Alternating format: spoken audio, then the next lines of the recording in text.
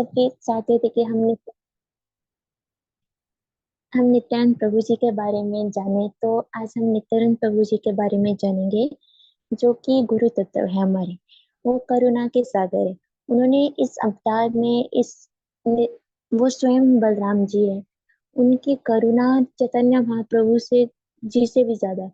तो उसके बारे में हम थोड़ा जानेंगे और कोई एक लीला हम उसके बारे में चर्चा करेंगे। तो नित्यानंद प्रभु जी कौन थे? वो स्वयं बलराम जी थे। जब राम जी प्रगटे थे तो लक्ष्मण रूप में आए थे। जब द्वापर युग में कृष्ण जी प्रगटे थे तो वो वही बलराम रूप में आए थे। और जब कलयुग में चैतन्य महाप्रभु जी प्रगटे थे तो वही नित्यानंद रूप में आए थे। तो नित्यानंद प्रभु जी कौन है? नित्यानंद प्रभु जी का अर्थ क्या है? तो नित्यानंद में हम इसको दो भागों में बांटे, तो एक आता है नित्य और एक आता है आनंद। तो नित्य का अर्थ होता है शाश्वत और आनंद का अर्थ आनंद। तो भगवान नित्यानंद जी वो है जो शाश्वत आनंद है। हम जब भगवान कृष्ण जी का प्रकट हुआ था तो हम कहते थे, नंद के आनंद भयो जय कन्हैया लाल की। तो यशोदा मैया के घर कौन प्रगटे थे? स्वयं आनंद जी। मतलब भगवान का दूसरा नाम आनंद है। वही नित्यानंद प्रभु जी को भी हम शाश्वत आनंद कहते हैं। जब गो लीला में भगवान नित्यानंद भगवान गौरांग से 12 वर्ष बड़े हैं, तो इनका जन्म एक चक्र धाम में हुआ था माघ महीने की त्रयोदशी के दिन। और इनका माता पिता थे पंडित अदाई और माता पद्मावती। इनका जन्म अप्रोक्सीमेट सन 1474 या 75 के आसपास हुआ था। तो शास्त्रों में कहते हैं, कृपा सिंधु भक्ति दाता प्रभु बलराम बलराम अवतीरण हलाधरी नित्यानंदा। भगवान बलराम दया के सागर है और भक्ति के दाता है। वे श्री नित्यानंद प्रभु के रूप में प्रकट हुए। जब नित्यानंद प्रभु जी छोटे थे तो उनकी मतलब वैष्णव भजन में गायन के लिए भक्ति में उनकी बचपन से ही रुचि थी। तो उनको रामायण पढ़ना रामायण सुनना बहुत पसंद था। जब वो छोटे थे तो वो जैसे गांव में पहले होता था कि हाँ की रामलीला हुआ करती थी, तो वो उसमें उसमें वो हिस्सा लिया करते थे। उसमें वो राम जी के छोटे भाई लक्ष्मण जी का किरदार निभाया करते थे। और इसमें मतलब उनके बचपन से ही भक्ति की ओर रुचि थी।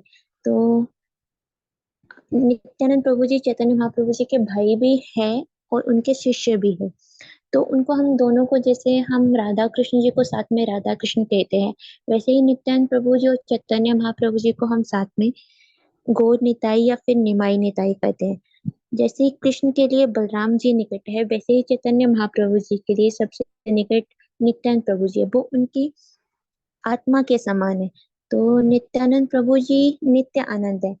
यहाँ पे आनंद का अर्थात केवल आनंद ही नहीं है, बल्कि भगवान की आराधनीय शक्ति है, जो कि राधा रानी जी है, कृष्ण को जो आनंद प्रदान करती है। नित्यानंद प्रभु जी अ, केवल अनंग मंजरी के ही भक्तों को नित्य आनंद दे सकते हैं और सबसे दयालु है, कृष्ण से भी अधिक। नि- नित्यानंद प्रभु जी के बिना, कृपा के बिना हम वृंदावन प्रेम का रस का आस्वादन ही नहीं कर सकते। हम वृंदावन में प्रवेश ही नहीं कर सकते। जैसे हम कहते हैं कि हमें भगवान कृष्ण की अगर हमें प्राप्ति करनी है तो हमें पहले राधा रानी जी की शरण लेना पड़ेगी, क्योंकि राधा रानी जी गुरु तत्व है।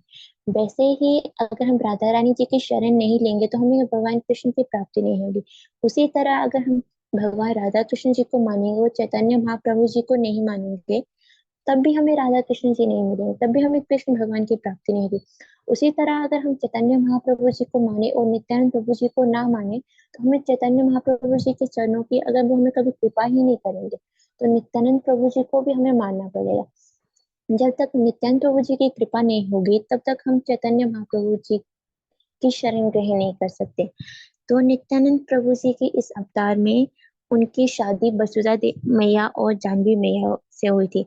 जब भगवान द्वापर युग में बलराम जी की जो दो पत्नियां थी, श्रीमती वरुणा देवी और श्रीमती रेवती देवी, वही इस गोलीला में वसुधा देवी और जानवा देवी के रूप में आई थी। पहले उनका विवाह वसुधा देवी से हुआ था और जानवा में, फिर बाद में जानवा मैया से। जो हमारा गौड़ीय संप्रदाय है वो जानवा मैया के मतलब उन्होंने ही आगे इसको कंटिन्यू किया था। तो नित्यानंद प्रभु जी नित्यानंद प्रभु जी इस कलयुग में उन्होंने और चैतन्य महाप्रभु जी के साथ मिलकर उन्होंने इस भक्ति को, इस हरिनाम संकीर्तन को ऐसा उन्होंने जैसे बांटा कि जैसे कोई बाढ़ आ जाती है, वो अपने साथ सब ले जाते हैं।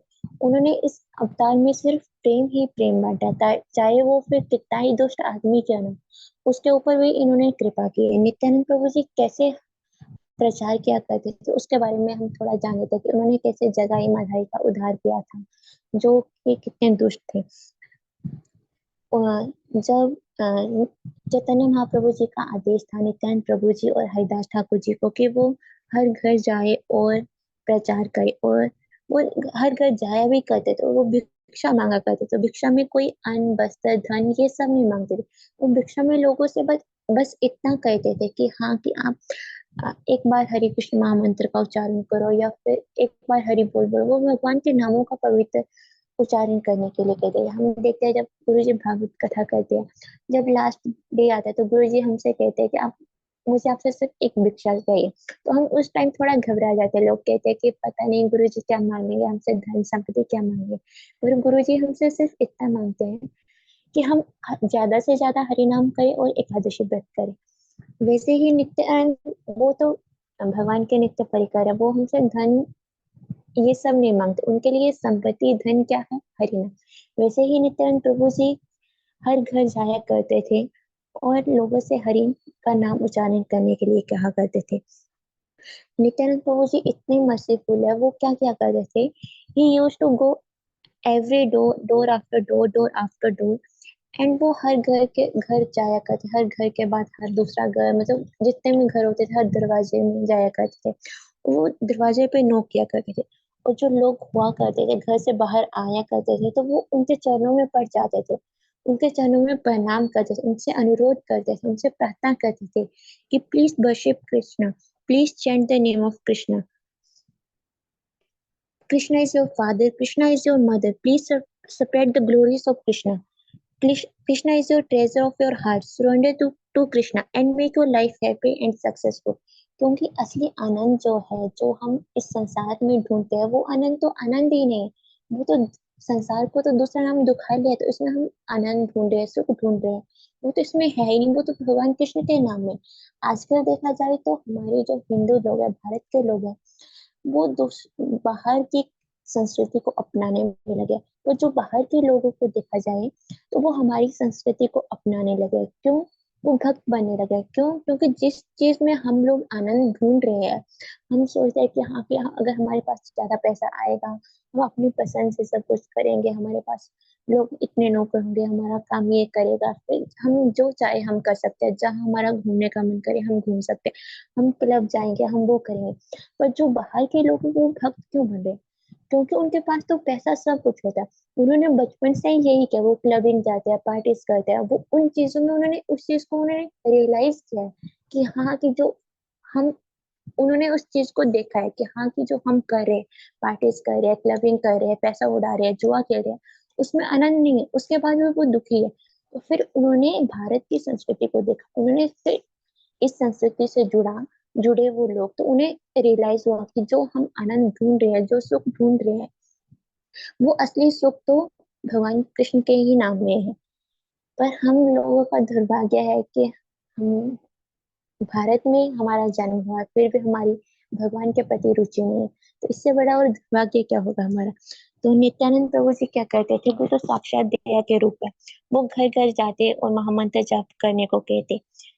चैतन्य महाप्रभु जी का आदेश था, तो वो तो उस आदेश का पालन किया करते थे। तो वो चैतन्य महाप्रभु जी की जो उनकी दया थी, उसको हर जगह वितरित किया करते थे। तो उन्हें नवदीप धाम की जो पवित्र भूमि है, जहाँ पे चैतन्य महाप्रभु जी का जन्म हुआ है, वहां पे दो लोग रहा करते थे, जगाई और मधाई ब्राह्मण थे, वो दोनों जाति से। जगाई और मधाई कौन थे?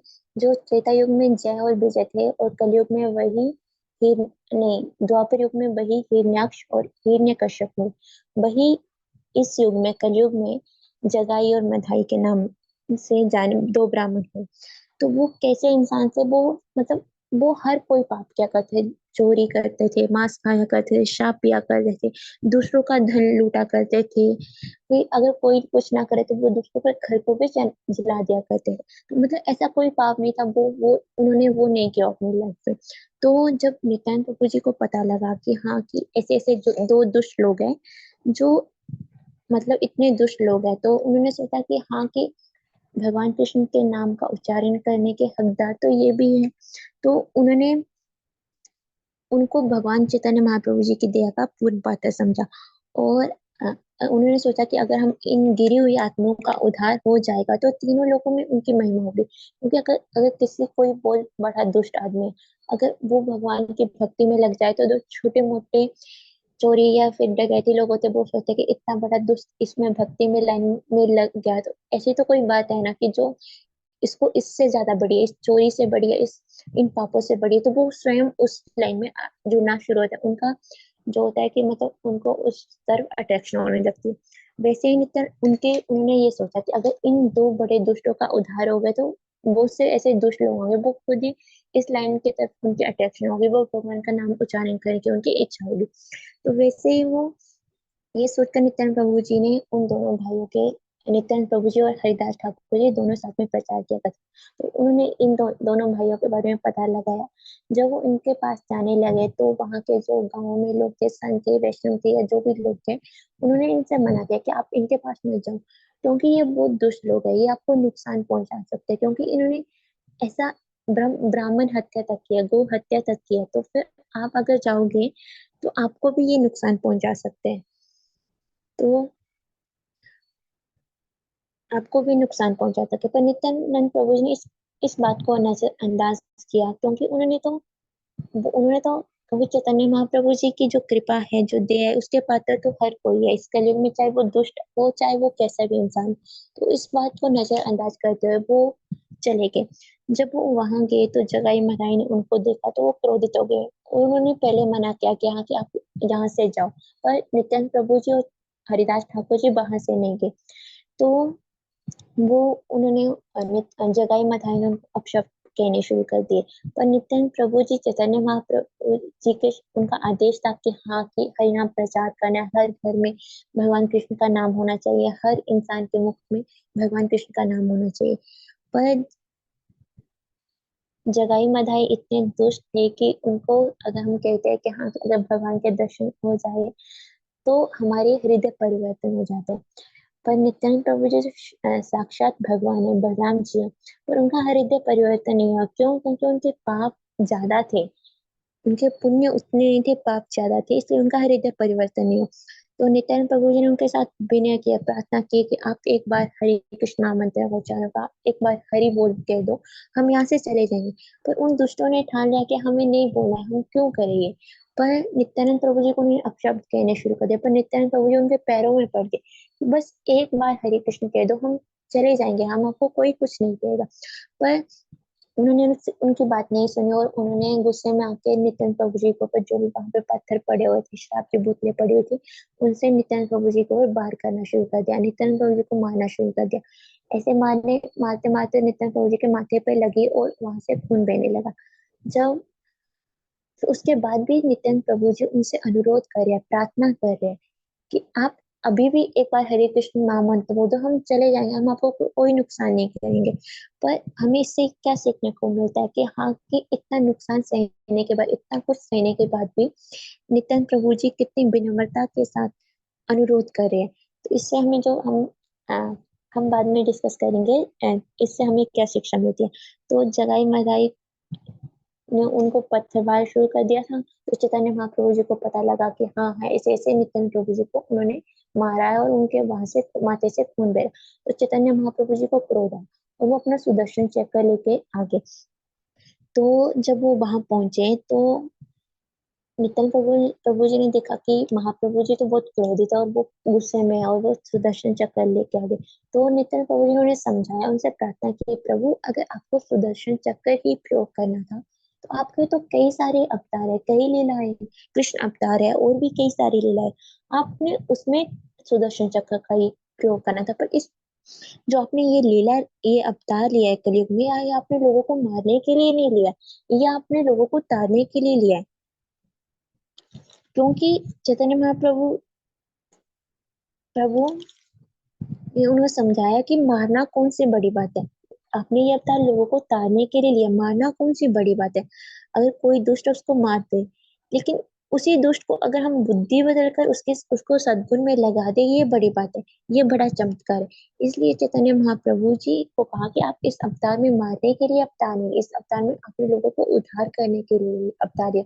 हरिनाम प्रचार करने के लिए, लोगों को, जो लोगों का वास्तविक घर है अध्यात्म, जो उसमें वापस लोग अपने घर वापस जा सके, वो अपना रास्ता दिखाने के लिए ये अवतार लिया। तो ये समझाते हुए नित्यानंद प्रभु जी ने चैतन्य महाप्रभु जी से प्रार्थना की, और चैतन्य महाप्रभु जी ने अपना सुदर्शन चक्र को रोका। और वैसे ही चैतन्य महाप्रभु जी ने उनको जगाई माताई को ऐसा दर्शन करवाया कि उनका हृदय परिवर्तन हुआ, और वो नित्यानंद प्रभु जी और चैतन्य महाप्रभु जी के चरणों में पड़ गए, और उनसे माफी मांगी कि हमसे बहुत बड़ी भूल होगी, हमसे बहुत बड़ी गलती होगी, हाँ कि हमने ऐसा किया, आपको हम समझ नहीं पाए कि हाँ कि आप स्वयं भगवान हो। तो उन्होंने चैतन्य महाप्रभु जी और नित्यानंद प्रभु जी से माफी मांगकर उनके साथ वो हरिनाम संकीर्तन में जुट गए। तो इससे हम ये अंदाजा लगा सकते हैं कि नित्यानंद प्रभु जी कितने दया के सागर है, कितने कृपालु, कितने करुणामय। नरोत्तम नरोत्तम दास ठाकुर जी कहते हैं, जो हमारे वैष्णव जन है, वो कहते हैं कि नित्यानंद प्रभु जी के चरण तो करोड़ों चंद्रमाओं के समान है, उसकी तरह हमें वो शीतलता प्रदान करते हैं। पर हम इतने दुर्भाग्य, हमारा इतना दुर्भाग्य है, पर हम उन चरणों को हम पकड़ नहीं पा रहे। उन चरणों की जो शीतलता है, उस संसार में हम उस शीतलता को हम नहीं ले पा रहे हैं। क्यों? क्योंकि हम जो नित्यानंद प्रभु जी के, जो हम पाठ, जो उनका आश्रय है, हम उनको जानते ही नहीं है। क्योंकि मैक्सिमम लोग नित्यानंद प्रभु जी को जानते नहीं, चैतन्य महाप्रभु जी को जानते नहीं। क्यों? क्योंकि उन्होंने कभी हरि कथा सुनी नहीं, उन्होंने वैष्णव संग किया ही नहीं। उन्होंने अगर भागवत सुना भी तो कैसे लोगों से, जो वैष्णव है ही नहीं, जो भगवान कृष्ण के साथ साथ अन्य लोगों को भी मानते, अन्य देवी देवताओं को भी वो भगवान बताते हैं। तो नरोत्तम दास ठाकुर जी कहते हैं कि नित्यानंद प्रभु जी और चैतन्य महाप्रभु जी इतने कृपालु थे कि जो पशु पक्षी थे, वो भी इसमें, उनका भी कल्याण हुआ। झारखंड में क्या हुआ था, जब नित्यानंद प्रभु जी और चैतन्य महाप्रभु जी और अन्य वैष्णव जन वहां से जा रहे थे, तो वहां पे वो हरिनाम उनका था कि हर समय उनकी जीवा पे हरे कृष्ण मंत्र रहता था, हरि नाम का, हरि भगवान कृष्ण का नाम रहा करते, तो वो कीर्तन करते हुए जा रहे थे। जब वो जंगल से जा रहे थे, वहां पे जंगल में शेर भी था, चीता भी, हाथी भी, समझे सभी जानवर थे। अगर कोई शेर हो तो वहां से सब सभी पशु भाग जाते हैं। पर जब वो कीर्तन कर रहे थे, तो वहां पे सभी जानवर एक साथ नाच रहे थे। तो मतलब हम अंदाजा लगा सकते हैं कि हरिनाम में कितनी शक्ति है। हरिनाम अगर जगाई माधाई जैसे दुष्टों का उद्धार कर सकता है, तो हम जैसे दुर्भाग्य लोगों का क्यों नहीं कर सकता। तो नरोत्तम दास ठाकुर जी कहते हैं कि वो इंसान पशु के समान है, जिन्होंने नित्यानंद प्रभु जी का आश्रय नहीं लिया है, उनके चरणों का आश्रय नहीं, वो तो बहुत दुराचारी है। उन्होंने कभी जिंदगी में भगवान नित्यानंद प्रभु जी का नाम उच्चारण तक नहीं किया, और वो सांसारिक सुखों में मगन है, उसमें आनंद ढूंढ रहा है। उसकी विद्या, वो उसका कोई उसका क्या करेगा, उसका उद्धार कैसे होगा। अहंकार में मत होकर नित्यानंद प्रभु जी के जो पाद पद्म है उसको भुला बैठा है, और जो असत्य है, जो संसार हमारा नहीं है, उसको अपना मान बैठा है, उसको सत्य समझ बैठा है। नित्यानंद प्रभु जी की करुणा होगी तभी हमें ब्रज में राधा कृष्ण की प्राप्ति होगी। तो हम बिना नित्यानंद प्रभु जी की कृपा से हम ब्रज में भी वास नहीं कर सकते हैं। क्यों? क्योंकि अगर नित्यानंद प्रभु जी हम पे कृपा करेंगे तभी हम ब्रजवास करेंगे। आजकल क्या होता है, लोग वृंदावन तो चले जाते हैं, लाखों की भीड़ होती है, पर क्या वो वास्तविकता में वृंदावन धाम के दर्शन कर पाते हैं, या फिर वो ठाकुर जी के दर्शन कर पाते हैं? क्योंकि वहां पे मैक्सिमम लोग होते हैं, उनका ना उन्होंने ना किसी गुरु का आश्रय लिया, तो ना उन्होंने वैष्णव संग किया होता है, ना ही वैष्णवों की संगति में वो वृंदावन का दर्शन करते हैं।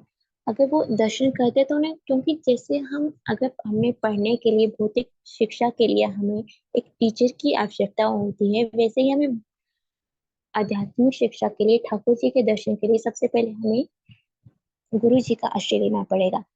नहीं तो जब तक अगर लोग को 10 बार भी वृंदावन गए होंगे, बांके बिहारी जी के भी दर्शन किए होंगे, पर लेकिन जब वो जिस दिन वो गुरु जी का आश्रय लेके वृंदावन में दर्शन करेंगे, उस दिन वो उन्हें लगेगा कि हाँ, आज पहली बार मैंने दर्शन किए। क्यों? क्योंकि उन्हें गुरु जी ने उन्हें बताया कि दर्शन कैसे किए थे। हम ठाकुर जी को देखते हैं, बस दर्शन हो गए। दर्शन वैसे नहीं होते, वृंदावन के दर्शन आंखों से नहीं किए जाते, वो तो कानों से किए जाते। जब तक हम उसकी महिमा नहीं सुनेंगे, तब तक हम वास्तविक वृंदावन का दर्शन किया ही नहीं। हम जो ब्रज धाम है, वृंदावन है, वहां पे द्वापर युग की 4 चीजें आती है। कौन कौन सी है? उस उन चीजों को कोई भी नष्ट नहीं कर सकता है। सबसे पहले यमुना महारानी, दूसरी गोवर्धन महाराज जी, गिरिराज महाराज जी, तीसरी ब्रजराज, और चौथी चौथी भगवान की नित्य लीला। तो भगवान कृष्ण तो जो ब्रजमंडल है, वृंदावन धाम है, वहां पे तो भगवान सबसे उत्तम स्थान है। क्यों? क्योंकि वहां पे भगवान के पावन चरणों की रज है। क्योंकि जो वृंदावन में 84 कोष है, उसमें ठाकुर जी ने नंगे पांव लीलाएं की है। जब हम यमुना जी के पास जाते हैं, उनके दर्शन करते हैं, तो वहां पे हम देखते हैं कि रज जो होती है, उसमें एक कण श्वेत होता है, वो राधा रानी जी, और दूसरा दूसरा कण होता है कृष्ण का, वो हमारे घनश्याम जी है। हमें, अगर हम ब्रज में जाते हैं, तो जो लोग आजकल जाते हैं वो 3 जगह जाते हैं मेनली: प्रेम मंदिर, इस्कॉन और बांके बिहारी। जो हमारे पुराने ठाकुर जी है, राधा गोविंद जी, राधा गोपीनाथ जी, राधा माधव मोहन जी, उनके तो वो दर्शन नहीं करते। जो हमारे अभी प्रकट हुए हैं बांके बिहारी जी, वो उनके दर्शन करते हैं। लेकिन जो हमारे षण गोस्वामी जी, उनके द्वारा वो प्रकाशित है, वो उनके द्वारा है, उनका वो दर्शन ही नहीं करते। तो क्या हम वास्तविकता में हम वृंदावन का दर्शन करने जाते हैं, या फिर हम कभी हमने इस बात का सोचा ही नहीं कि हाँ, कि हम दर्शन करने जा रहे हैं या फिर क्यों जा रहे हैं। आजकल लोगों को तो बस ये होता है कि हमारा कंटेंट बन जाए, यूट्यूब कंटेंट बन जाए, फोटोज आ जाए, वीडियोस आ जाए, बस। बट वो दर्शन नहीं है। क्योंकि जो ब्रज के लोग होते हैं, वो कहते हैं कि ब्रजवासी भी 4 प्रकार के होते हैं। कौन कौन से?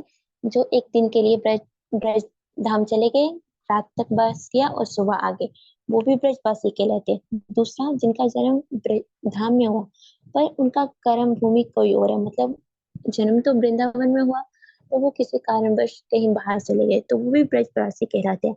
पर जिनका जन्म कहीं और हुआ, जैसे कि विदेशी लोग हैं, वो उनका जन्म तो विदेश में हुआ, पर वो वृंदावन में आके रहते हैं, तो वो भी ब्रजवासी कहलाते हैं। लेकिन जिनका जन्म भी वृंदावन में हुआ, मरण भी वृंदावन में, वो रहे भी वृंदावन में, उन्हें ब्रजवासी नहीं कहते। उन्हें क्या कहते हैं? ब्रज।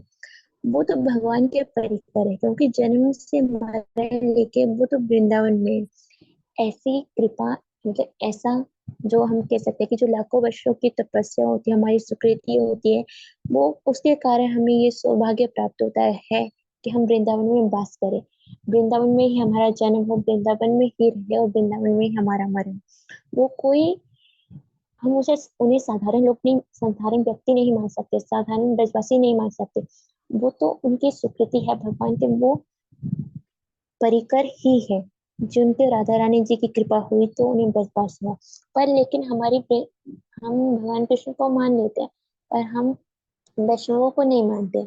और वैष्णवों को ना मान के हमें कभी भी भगवान कृष्ण की प्राप्ति नहीं होगी।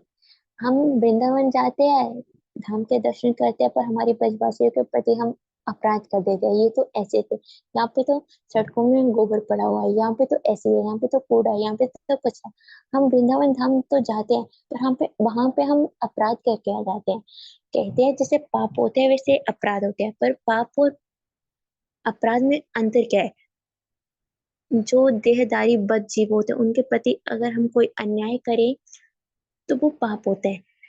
लेकिन अगर हम कोई विष्णु भक्त है, वैष्णव के प्रति अगर हम कोई भी अन्याय करें, तो उसे अपराध कहते हैं। भगवान हमारे पाप तो माफ कर सकता है, पर जो वैष्णव अपराध है, भगवान उसे कभी माफ नहीं करते हैं। क्योंकि भगवान के प्रिय होते हैं वैष्णव जन, भक्त जन।